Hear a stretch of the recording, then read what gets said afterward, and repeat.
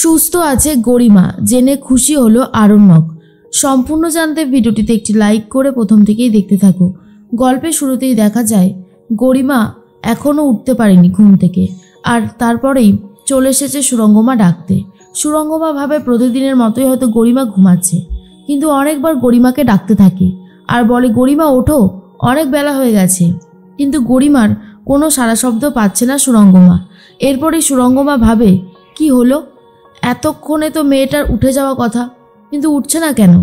এর মধ্যেই গরিমার বাবাকে ডাকতে থাকে। গরিমার বাবা এসেও দরজা ধাক্কা দিতে থাকে, কিন্তু গরিমা কোনোভাবেই দরজা খুলছে না। আর এটা দেখার পরেই সুরঙ্গমা খুব ভয় পেয়ে যায় আর বলতে থাকে, নিশ্চয়ই আমার মেয়েটা কোনো একটা অঘটন ঘটিয়ে বসেছে, পারছে না, ও আর মানসিক চাপ সামলাতে পারছে না। কি করেই বা পারবে, এত কষ্ট আমার মেয়েটা তো কোনোদিনও পায়নি। আরণ্যক যেভাবে আমার মেয়েটাকে কষ্ট দিয়েছে, এর শাস্তি তো পেতেই হবে। আমি ওকে ছেড়ে কথা বলবো না। তখনই নীলাব্জ বলে, কি হচ্ছেটা কি, তুমি একটু শান্ত হও, আগে মেয়েটাকে ঠিকঠাকভাবে ওঠাই, দেখতেই তো পারছো দরজা খুলছে না। এরপরেই নীলাব্জ আর দেরি না করে তাড়াতাড়ি করে ডাক্তারবাবুকে ফোন করে বলে, আপনি তাড়াতাড়ি আসুন, আপনার সাথে বিশেষ দরকার আছে। ডাক্তারবাবু বলে, ঠিক আছে, আমি এক্ষুনি আসছি। এর মধ্যেই তখন নীলাব্জ ভাবতে থাকে, এত লেট তো হয় না গরিমার, আর এতবার করে ডাকছি তবুও সাড়া দিচ্ছে না। সব ঠিক আছে তো, নাকি সত্যি কোনো গণ্ডগোল হয়েছে? কি হবে এখন? বারবার ডাকতে থাকে, কিন্তু কোনোই লাভ হয় না। এর মধ্যে আরণ্যককে ফোন করেছে সুরঙ্গমা আর বলে, আমার মেয়েটার যদি আজকে কিছু হয় না, এই সমস্ত দায় তোমার থাকবে, শুধুমাত্র তোমার। তুমি যে অন্যায় করেছো, তোমাকে আমি কখনোই ক্ষমা করতে পারবো না। এর শাস্তি তুমি একদিন পাবেই। আরণ্যক তখন বলে, আন্টি আপনি এসব কি বলছেন? আমি তো আপনার কথা কিছুই বুঝতে পারছি না। সুরঙ্গমা বলে, বুঝতে পারছো না তাই না? বুঝতে পারছো না নাকি বুঝতে চাইছো না, কোনটা? আরণ্যক বলে, আমি সত্যি বুঝতে পারছি না। বুঝতে চাইবো না কেন? কি হয়েছেটা কি, আপনি আমাকে খুলে বলুন। আর তখন সুরঙ্গমা বলে, অনেকক্ষণ হয়ে গেছে, গরিমা এখনো দরজা খুলছে না, কোনো সাড়া শব্দ দিচ্ছে না। আর এটা শোনার পরেই আরণ্যক বলে, কি বলছেনটা কি? আমি এক্ষুনি আসছি। আর এটা সব শোনার পরেই তনুশ্রী জাহ্নবীরা ছুটে এসে জিজ্ঞেস করে, কি হয়েছে, গরিমা ঠিক আছে তো? গরিমার কিছু হয়নি তো বাদশা? কি হলো, উত্তর দিচ্ছ না কেন, বলো। আরণ্যক বলে, মা এখনও সেভাবে কিছু জানি না, আমরা আমরা আসছি, দাঁড়াও দেখছি, ছোটু কোথায়? তখনই আরণ্যক মনে মনে ভাবতে থাকে, গরিমার কোনো ক্ষতি হয়ে যায়নি তো? তনুশ্রী বলে, চুপ করে আছো কেন? গরিমার কি কোনো ক্ষতি হয়েছে, উত্তর দাও। আর যদি গরিমার কোনো ক্ষতি হয়, রোশনাইকে আমি ছাড়বো না, এই কথাটা আমি বলে দিলাম। তার মধ্যেই আরণ্যক চলে যাচ্ছে গরিমার বাড়িতে। এর মধ্যেই জাহ্নবী বলে, রোশনাই এবারে তুমি খুশি হয়েছো তো? তুমি এরকম ফুলের মতন একটা মেয়েকে অত্যাচার করে কি যে খুশি হয়েছো আমি তো বুঝতে পারছি না। তবে যেটা করেছো সেটা অন্যায় করেছো, সেটা তোমার করাটা একদমই উচিত হয়নি। আর কত অন্যায় করবে বলো?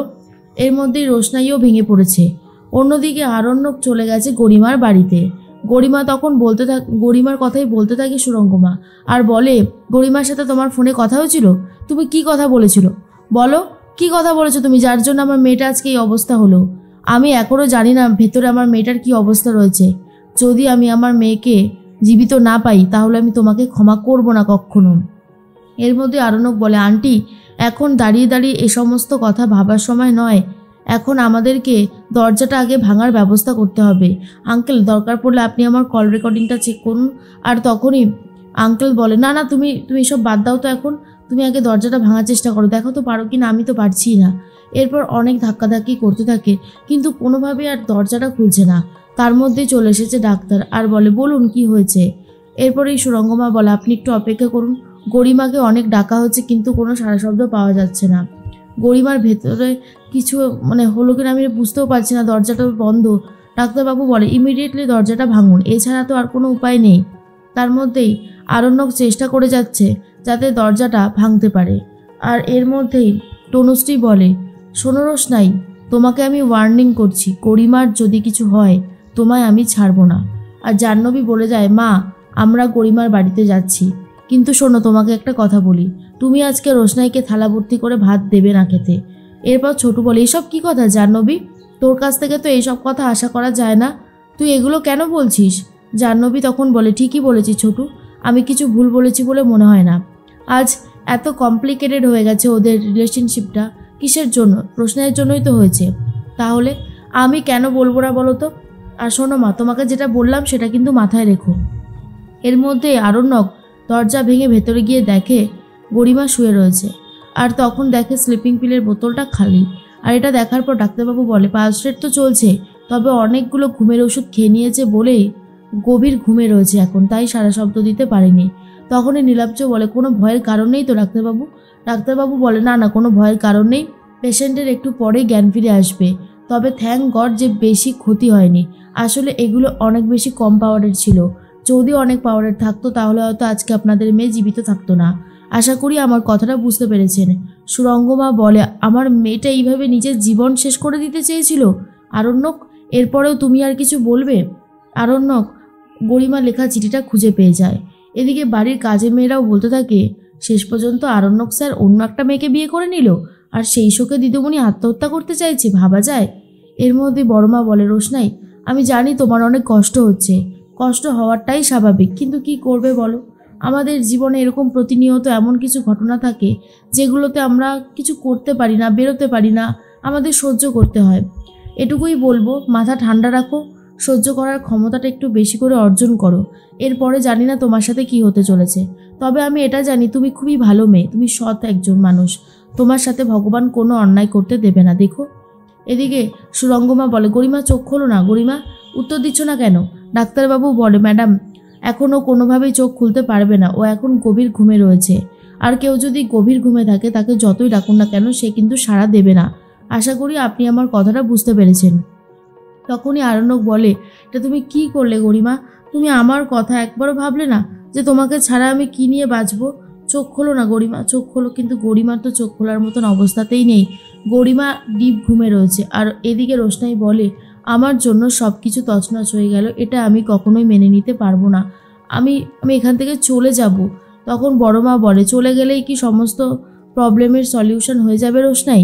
এই সব কিছুর জন্য দায়ী রাজেশ ভাই। রাজেশ ভাই যদি এই কাণ্ডটা না করতো তাহলে আজ আর এসব কিছুই হতো না। তখন রোশনাই বলে, আমার কিছু ভালো লাগছে না বড়মা, আমার মনটা খুব অস্থির হয়ে রয়েছে। তখনই তনুশ্রী বলে, মনটা অস্থির তো হবেই, তাই না? যা অন্যায় করেছো তুমি। বাবলু বলে, তোমাকে কেউ পুলিশের দিক বা না দিক, আমি এর শেষ দেখে তবেই ছাড়বো। আমি আগে যাব গরিমার কাছে, যদি দেখেছি গরিমা ঠিক আছে তাহলে তুমি ঠিক থাকবে, আর যদি ঠিক নেই তাহলে তুমিও ঠিক থাকবে না। ভগবানের কাছে প্রার্থনা করো যাতে গরিমা সুস্থ হয়ে যায়।